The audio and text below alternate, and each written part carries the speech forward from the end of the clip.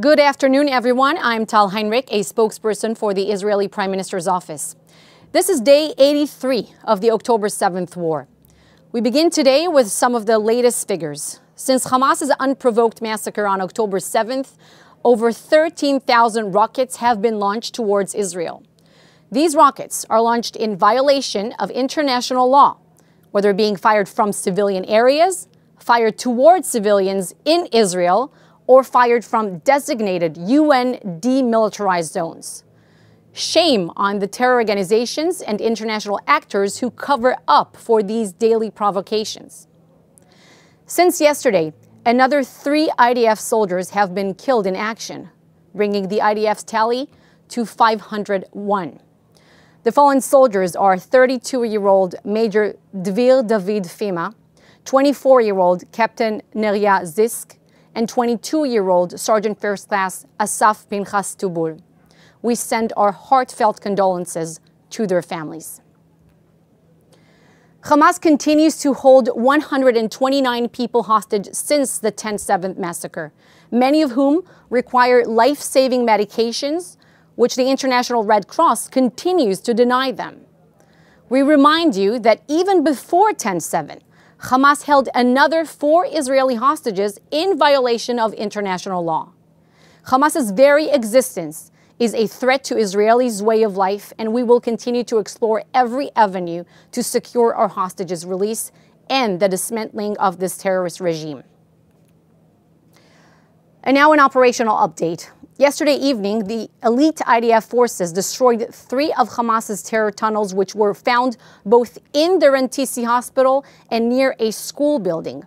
One of the tunnel shafts, located in a girls' school, was 20 meters deep and even included a fully functional elevator.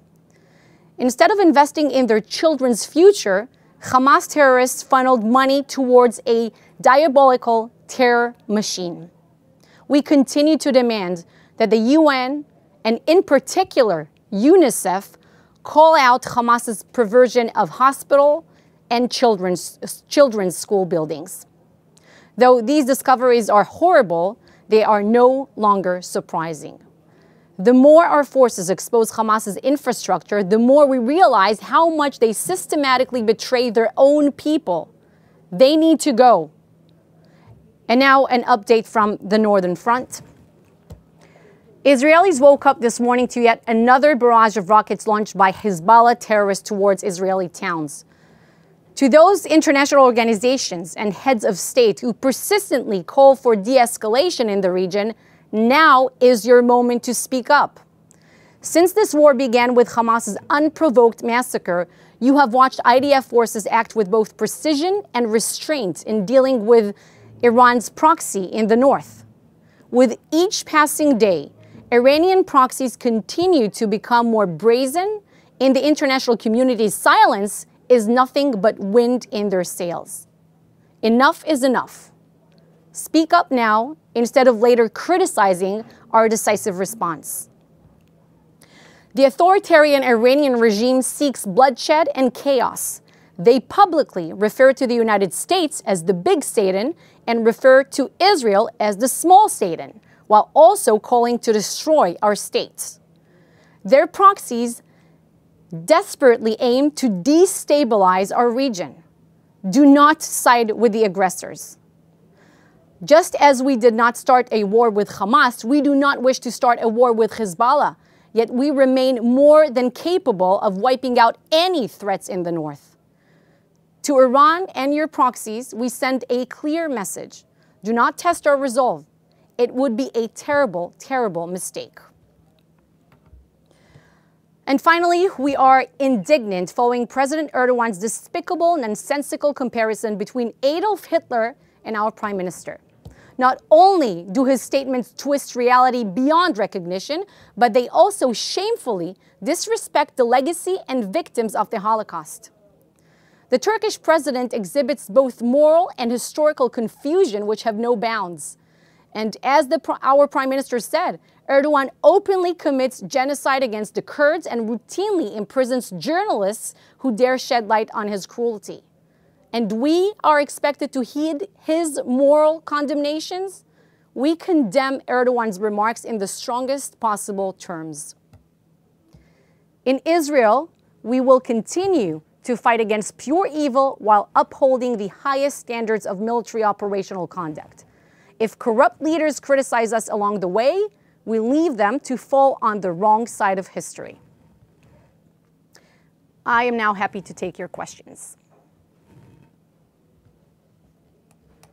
The first question comes from Mayan Lubel of Reuters. We would appreciate comment on a report published by the Office of the UN High Commissioner for Human Rights, citing what it describes as a, quote, rapid deterioration of human rights in the West Bank, and urging Israeli authorities to end violence against the Palestinian population there. Thank you. Thank you for your question. We have seen this report. And first, I'll say that we are deeply concerned that it shows what we already knew, that Palestinians are arming 15-year-olds and telling them to confront IDF forces. It is outrageous. Now, the rest of the report, I would say, it is quite ridiculous in the way that it completely belittles the major security threats to Israelis emerging from Judea and Samaria. You know, unlike many in the international community and at the United Nations even, Israel takes Palestinian words, actions, threats very, very seriously. We believe the terrorists when they say that they will finish off the one and only Jewish state in the world. You know, they say it, they chant it, they write it, they act on it. We don't need any more proof. Hamas leaders are saying that they would carry out another October 7th massacre again and again and again. So we will not allow it, not in the south and not in the west. So again, as for this report, our forces are operating in Judea and Samaria to keep that front as quiet as possible, despite the many challenges that we have there. You have their Hamas and Palestinian Islamic Jihad strongholds. They're certainly there. They wish to hurt Israelis, and we're making sure that they will lack the capabilities to do that, even though they have the desire, as we know. And yes, we arrested hundreds of terror suspects in that area, and we will continue to do whatever it takes to maintain our security. Now, as this report indicates, do security checks complicate the day-to-day life of uninvolved civilians? Well, to a certain extent, the answer is yes. But the ones to blame are the terrorists, people involved in terrorist activity. And as for what the report said about so-called settler violence, you see, if people violate the law, we prosecute them, regardless of their religious or political affiliation. The Prime Minister has been very, very clear. He said that nobody should be taking the law into their own hands. The numbers are actually showing a significant decrease in an already marginal phenomena.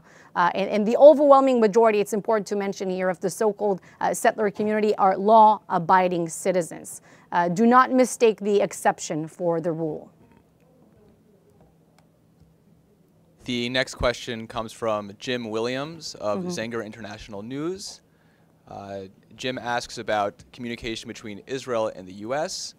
He says, Secretary Austin has said that any more aggressive military actions by the Iranian proxies will be met with force.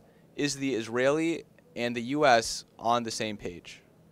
100%, Jim. We are on the same page. Secretary Austin, when he was here just a bit more than a week and a half ago, I believe, he also said that the U.S. support to Israel's just cause in this war is, quote, unshakable. And we are in lockstep with our American partners in what pertains to the goals of this war, which are, of course, to eliminate the Hamas terrorist regime, to bring back all hostages home, and to make sure that this enclave will never pose a terror threat to Israelis again.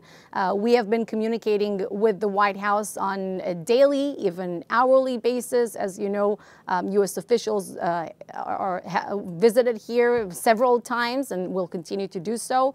And we keep communicating, and we see eye to eye, again, about what pertains to the goals of this war. We all want the same.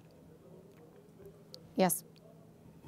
The next question is from Hannah Julian of the Jewish Press. There have been reports that the U.S. has denied an Israeli request for attack helicopters.